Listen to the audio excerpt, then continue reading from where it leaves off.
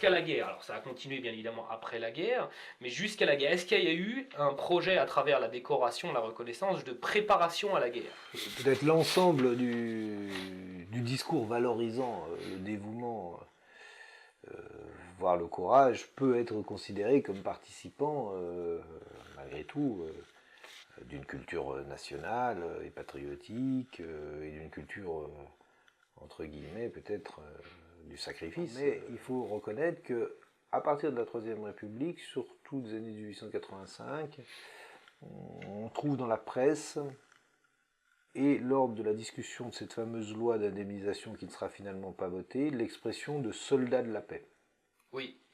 Soldats de la paix, soldats du bien. Comme il y a les soldats du feu, oui, les soldats de la paix. Mais on a oublié, alors on connaît toujours les soldats du feu, on emploie un petit peu, mais par contre, soldats de la paix a disparu, des soldats qui s'affrontent aux dangers de la vie civile, aux accidents.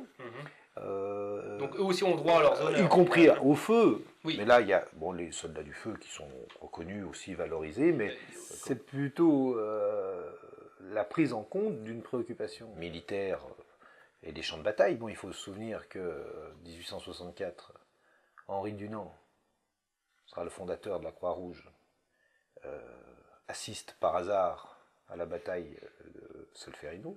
Le jour d'après, il y a des dizaines de milliers de morts, des corbeaux qui mangent les corps, des blessés qui agonisent. Nous sommes en 1864, et il va être profondément marqué par ce qu'il voit là. Blanche. Il va finalement, après tout un tas de péripéties, réussir à créer le CICR, Comité international de la Croix-Rouge, établi à Genève. On va dire, il va rencontrer l'oreille après avoir écrit un livre, avoir pas vraiment réussi à aller jusqu'au bout de son projet, l'oreille d'un cénacle, on va dire, de grands bourgeois, protestants, genevois, des gens qui ont les moyens et qui vont dire, qui vont reprendre l'idée d'Henri Dunant et eux créer la Croix-Rouge internationale, c'est-à-dire une association complètement neutre, et son symbole, la Croix-Rouge, sera repris par des Croix-Rouges qu'on dit nationales, il ne faut jamais les confondre, elles sont liées dans une fédération, mais le CICR, lui, elle pose le fait qu'on ne tire pas sur les ambulances, normalement, en temps de guerre. Ça avait été quand même une avancée humanitaire dans les cas de conflit, et puis les Croix-Rouges nationales se sont créées, en France et dans d'autres pays, pour, elles aussi, préparer des gens à venir apporter un secours aux blessés s'il y avait un conflit. Nous en arrivons en 1892 à Raoul de Friedberg, qui va, ancien un peu militaire, très patriote, assez proche des milieux nationalistes de l'époque, lancer une nouvelle association à Paris de sauveteurs, mais avec un discours un tout petit peu différent. Il rassemble autour de lui des gens comme le Félix D'Amico, donc secrétaire de la préfecture de police de Paris, qui écrit un livre, à mon avis, historiquement et sûrement le plus complet sur l'historique fait à l'époque, car il est secrétaire de la préfecture de police, et lui, il essaye de faire une histoire du secourisme. Il parle de Philippe Nicolas Piat, qu'il considère comme leur grand fondateur, et pourquoi? Parce que eux disent, nous ne sommes pas comme ces sauveteurs qui se donnent des médailles, font des beaux discours. Nous sommes des secouristes. Des gens qui se préparent à porter secours activement. Et surtout, nous sommes des secouristes infirmiers volontaires. En même temps, nous nous préparons à remplir notre devoir, le cas échéant, s'il y a, sous-entendu, une revanche que nous attendons et espérons pour récupérer les provinces perdues, volées par l'Allemagne. C'est-à-dire qu'à un moment donné, d'un côté, on a cette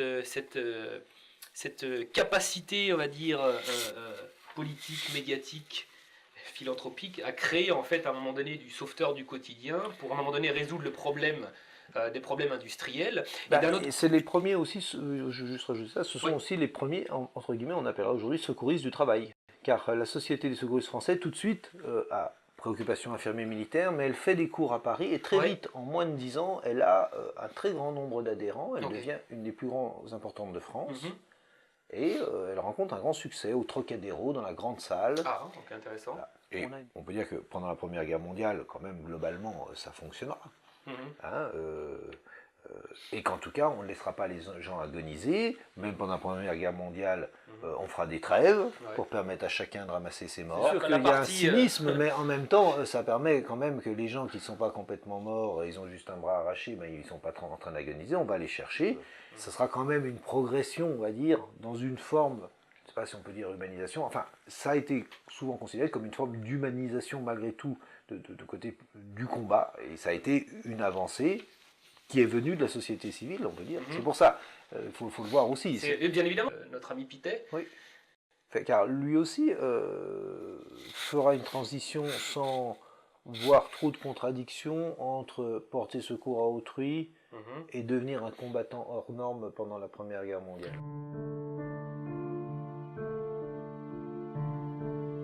N'y a-t-il pas aussi à travers le spectacle du courage et du dévouement, donc d'où mes questions auparavant, la volonté d'éduquer et d'habituer les foules à l'enfer de l'industrialisation?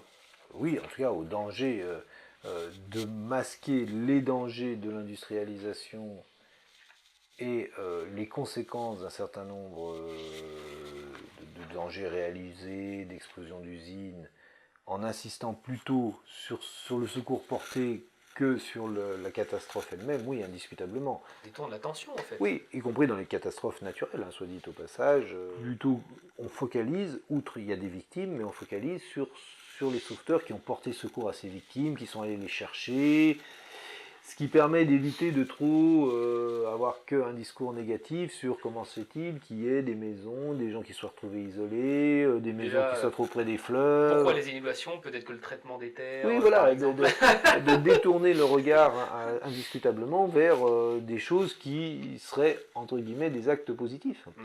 Bon, le summum, dans ce texte, je l'évoquais un peu, peut-être, d'une certaine manière, être Tchernobyl. Puisque là, 200 000 personnes presque, ou 100 000 à coup sûr, 200 000 à peu près, ont été sacrifiées pour reboucher le trou. Et s'ils ne s'étaient pas sacrifiés, nous n'avions pas de solution aussi technologiquement soyons-nous développés pour l'instant, à ma connaissance, pour le boucher. Car aucun hélicoptère ne pouvait voler au-dessus, aucun robot ne pouvait s'approcher, il fallait y aller homme à homme pour jeter des trucs dessus pour peu à peu faire une couche de béton jusqu'à refermer ce trou. Et ceux qui ont pris les radiations là, ont dit il devait rester que 5, même pas 20 secondes, aller comme ça et revenir et repartir. Mais souvent il suffisait que ça se passe mal avec la brouette, ils voyaient qu'ils avaient dépassé le stade, et il y en a plein qui ont dit de toute façon il faut boucher le truc, hein. Il faut y aller, moi je vais rester 5 minutes, et ils se sont eux vraiment les premiers. Ils ont su que de toute façon ils allaient mourir de cancer. Ils ont dit bon, au point où on en est, autant. Ah oui, c'est leur courage. Et les Russes là. Mais cet instinct à un moment donné de protection de la race humaine, il est là. Mais il est là de manière naturelle. Donc on l'observe à travers des tas de choses. Maintenant, sur le courage, comme l'homme de manière générale, pour moi est un outil plus bon d'éducation. Les deux choses, je pense, sont vraies. Et vous avez raison. On doit avoir aussi un discours critique et de déconstruction de ces choses-là. L'éloge du courage et du dévouement n'a-t-elle pas été, somme toute, une manière d'orienter les comportements vers un dévouement au travail et à la guerre? Et effectivement, éduquer au courage guerrier et au dévouement ou à une certaine abnégation professionnelle sont deux objectifs qui sont sans doute poursuivis à travers la promotion aussi massive, aussi généralisée de la figure du citoyen secoureur.